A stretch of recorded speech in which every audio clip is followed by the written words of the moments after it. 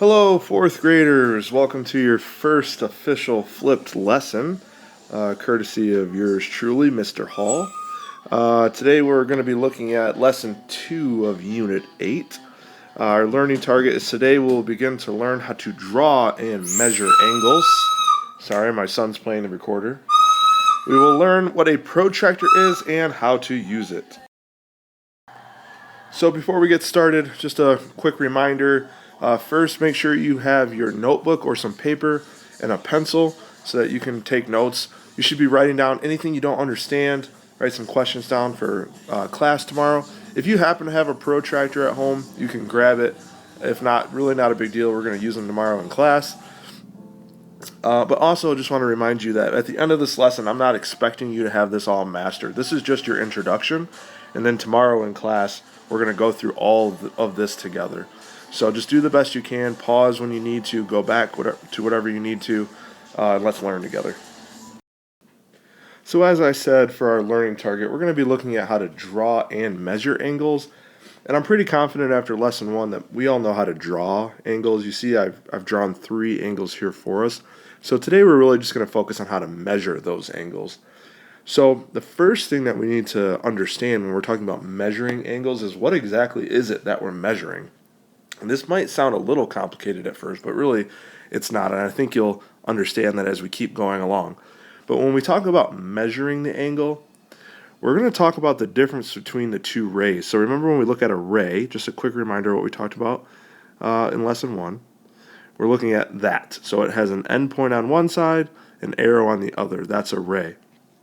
So if you look at the angle right next to that, you can see that we've got 2 rays that make up this angle. So when we're measuring an angle, let's say we're going to start with that straight line where I put the X next to. What we measure is the difference, or the turn from one ray to the next. So this little space right here that I just put an arrow on, that's what we measure when we're looking at an angle.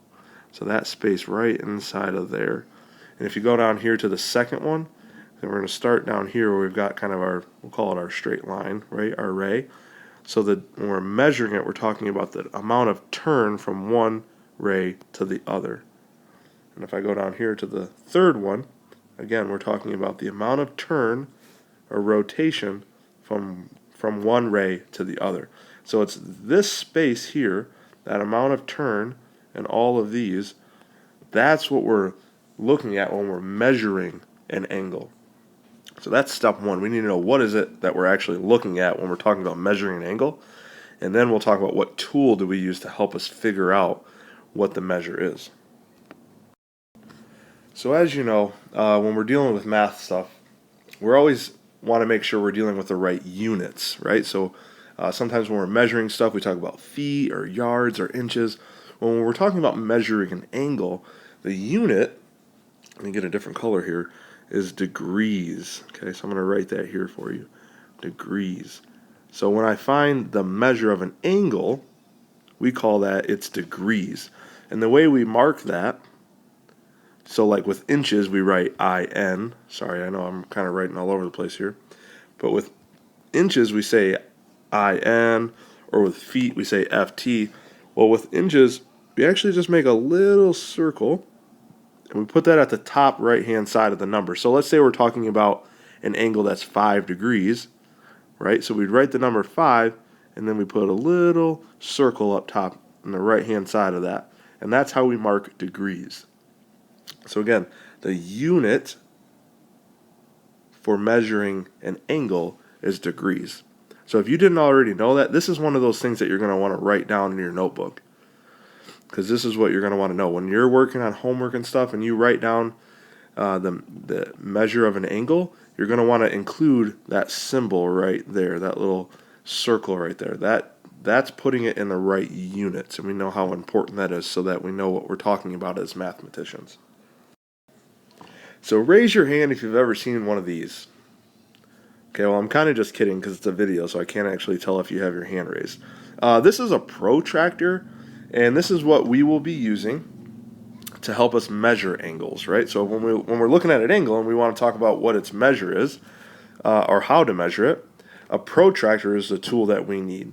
So we're going to work with this a little bit here on the video. And like I said, I know maybe you have one with you. If you don't, it's not a big deal. Just kind of look at what I'm doing with it, because tomorrow in class, you're all going to get a chance to get your hands on one of these and measure some angles in your worksheets or also around the class. So I thought the easiest way to start looking at our protractor was to use an angle that most of us are familiar with. Now you have to have a little patience with me here, because I had to hand draw this, so it might be a little off, but if I draw this box here, that'll probably help you a little bit. But this angle here is supposed to represent a 90-degree angle. So if I want to use my protractor to measure this angle, okay, because we're not only going to be looking at 90 degrees, but we'll start with that because it's a little easier. What you want to do is you want to take your protractor. So tomorrow when you're in class, watch what I'm doing, because this is what you want to do. So you're going to pick your protractor up, and down at the bottom, right in the middle, you'll see that little circle where the protractor, on the protractor. You're going to want to take that, and you're going to want to move it right to the end point, so where the two rays meet. You want to try and put that right on there. So that's not too bad. I made it pretty close to 90 degrees. So once you have it there, this is the part where sometimes with a protractor get a little confusing because you see all the numbers all around. So what am I supposed to start with? What numbers am I supposed to look at? Well, you see our protractor. I'm going to make a little green X down here. So we have this ray here, and our angle opens up this way. Follow my arrow there. So it goes from this X, and it's opening up that way. So when we're looking at a protractor, we want to start with a 0, wherever we see a 0, and as it's going, the numbers are going up. We don't want to go down. Now with a 90-degree angle, it just happens to work out where no matter what you look at, you're going to land at 90 degrees. But what you do is you see again, I'm going to try and use green here, and hopefully nothing moves around. But our first ray is here, where you see the green. Okay, so I put that right on the bottom of the protractor so it lines up with that. And then if I follow this next one all the way up, okay, that lands right on that line right there where it's 90 degrees. So I put my degrees symbol there. And that's how you use a protractor. So I know I did that kind of quick because I was using the 90-degree angle, so that's a little bit easier. So I'm going to flip over to the next page, and we'll go through 2 or 3, maybe even 4 examples of different angles so you can see how I use the protractor, and then tomorrow you'll be able to get your hands on one and use it. So let's flip over to the next page. Remember, as I'm moving forward, if I say something too quick or you don't understand it, pause the video, go back, write a question. If my son's being too loud in the background, just tell me next time and I'll record it without him. But you can pause, you can go back, write questions down, and you can ask me those questions tomorrow. Alright, so let's take a look at this angle that I've drawn here. So we can look at this and know it's not a 90-degree angle because we can't draw a little box. So if I was to ask, is this an acute angle or an obtuse angle, what would you call this? Well, hopefully you said acute, because remember we're talking about a cute little angle that's smaller than 90 degrees. It's like a little baby angle. We call it acute. So let's see if we know it's acute, so we know it's less than 90 degrees, but let's see if we can use our protractor and come up with the exact angle, or at least pretty close to the angle. So again, what I'm going to do is I'm going to grab my protractor here, and where I see that circle down at the bottom, I'm going to try and take that to where my two rays meet.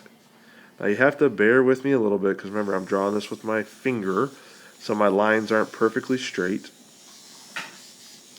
So I put that right there. I try and line that up as best as I can. Again, I know it's not perfectly straight, but now here we come into, well, what numbers am I supposed to look at, Mr. Hall? And again, we're starting here where I just marked the blue X, and our angle opens up this way. And we always want to go from the smaller number, from the 0, up to bigger numbers. We don't want our numbers to be going backwards. So we're following these bottom numbers this time because we're going this way. Okay, so this line here, if it was a straight, would be right on that 0. And then here's our other angle, so we're going to follow it right out here. Okay, so I know this is getting a little messy, but let's see if I can erase some of this so it's not so messy. Okay, hopefully that's a little bit better.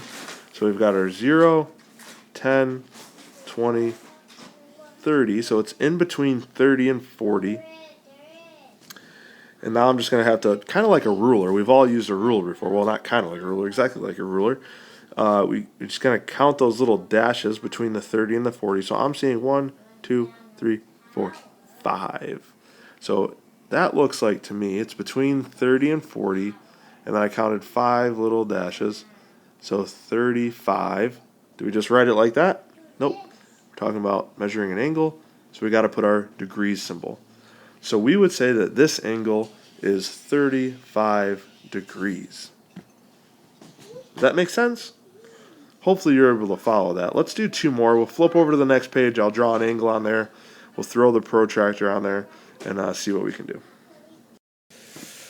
Alright, so let's take a look at this angle here. Again, we know it's not a right angle because we can't draw our little box on it. Is it acute or is it obtuse? So hopefully you're able to see that this is an obtuse angle because it's not acute, it's not smaller than 90 degrees. So let's see if we can figure out the exact angle. So using our protractor, we want to take the little circle at the bottom and we want to try and line that up with the end point. Alright, so I'm going to switch to, let's do yellow this time. So I'm going to switch to our yellow color. Now again, we want to go from smaller numbers to bigger numbers, and our angle opens up this way. So we're going to be, again, looking at the bottom numbers here. So I'm going to follow this line. I'm going to start 10, 20, 30, 40, 50, 60, 70, 80, 90, 100, 110, 120, 130. Because our angle comes right there. So it looks like it's a little past 130, and if I tried to look at the little dashes past 130, it looks like maybe it goes to the second dash. So that would be 132. We'll put our degree symbol. 132 degrees. Now we can think about this logically. Okay, Mr. Hall's going to say that a lot. In case sometimes you're like, wait, was I supposed to use the bottom number or the top number? Well, let's just say that we made a mistake, right? And we looked at the top number. So you can't really see it now because I put some lines over it. But look right there where I circled, right? There's 130, and I know you can't see it, but that's 50. So if you got confused and you're like, wait a second, is this 48 degrees or 132 degrees? Well, let's think about it logically. We said our angle is obtuse, right? So obtuse means it has to be greater than 90 degrees. Well, is 48 bigger than 90? No, it's not. So we know just by that it cannot be the top number. It has to be that bottom number. So 132 degrees. Let's try one more, and then I think we'll be done. Remember, I don't expect you to have this mastered just by the video. If you do, great. But if not, that's perfectly fine. Write down some questions. Come tomorrow with some great questions, and we'll help work through that together as a team. Alright, so I thought for the last one I'd try and get a little tricky. You see our angle looks a little different than angles that we've really dealt with so far. But hey, we can still use our protractor to figure out the angle or the measure of this angle, I should say. So, same thing we've been doing. We're going to pick up our protractor here. We are going to take that little circle and we're going to try and line it up right on top of that end point. Now I say this one's tricky because, well, which way does our angle open up? Well, because of the angle, it really doesn't matter which one we go. We can go this way. Oh, that was not a good arrow. Or we can go this way. Okay, so let's say it started here and it went this way. So even if we say it goes that way, we see that it goes from 0 to 180, if you can see that. Okay, now I'm going to switch colors. Even if we said, let's start over here on the right where I just put that yellow circle and our arrow went, or our angle opened up this way, still it would land on 180. So you may have known this already, But when we're talking about an angle that's actually straight, we call this a straight angle.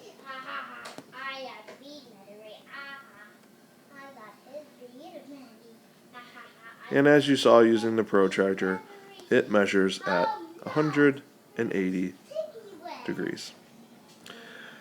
So I think we can stop there for today. We've looked at a few different angles. We've used our protractor. I will repeat once again, I do not expect you to have this mastered.